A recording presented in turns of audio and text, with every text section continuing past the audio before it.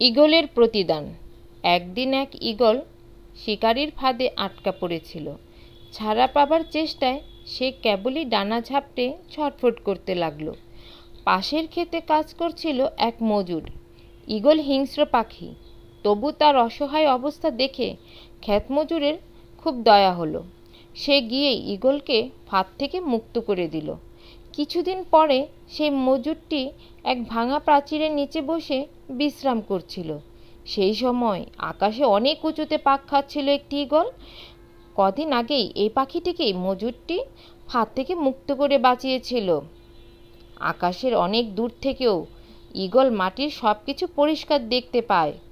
সেই ঈগলটিও দেখছিল ক্ষেতমজুর যে দেয়ালের পাশে বসে বিশ্রাম করছে সেটি ফাটল ধরা, খুবই নড়বড়ে। হাওয়ার চাপে দেয়ালটি কাঁপছে, যে কোনো সময়ই ভেঙে পড়তে পারে। তাহলে দেয়ালের তলায় চাপা পড়ে ক্ষেতমজুরের জখম হবে।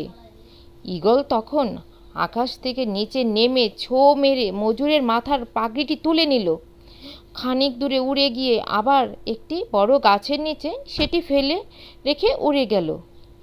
ঈগল পাগড়ি নিয়ে যাওয়ায় মজুরটি হৈ হৈ রবে তুলে ছুটছিল তার পিছনে। তারপর গাছতলা থেকে পাগড়ি কুড়িয়ে নিয়ে সে ফিরে আসলো সেই প্রাচীরের কাছে।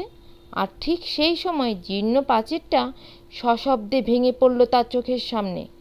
সেদিন অল্পের জন্য প্রাণে বেঁচে গেল সেই ক্ষেত মজুর।